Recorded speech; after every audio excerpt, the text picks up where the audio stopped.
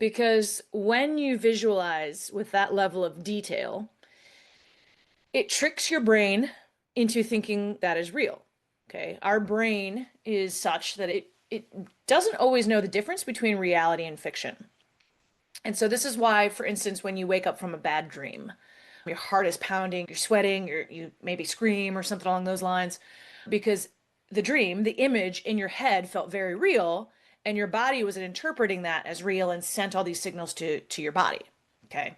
And so that connection that exists when we're sleeping, we can leverage that same idea that when I very vividly picture something and imagine something in my head, it causes my body to respond as if that is real. Okay, so we can do this intentionally and on purpose by purposefully daydreaming, for lack of a better term, but by purposely creating an image in our head of something that we're trying to accomplish, of a skill we're trying to execute, of maybe a mental game plan that we are trying to enact, some strategy or tactics we're trying to employ during our sport.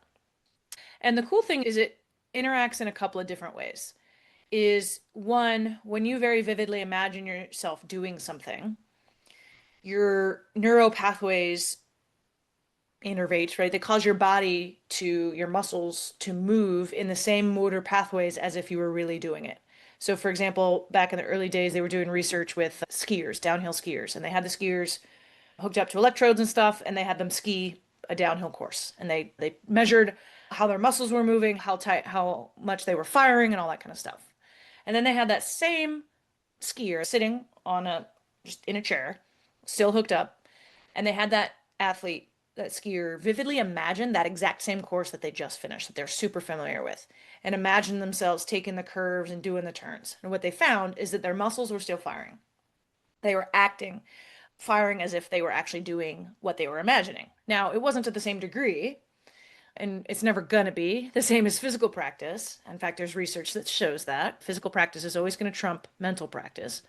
But mental practice is significantly better than doing no practice at all.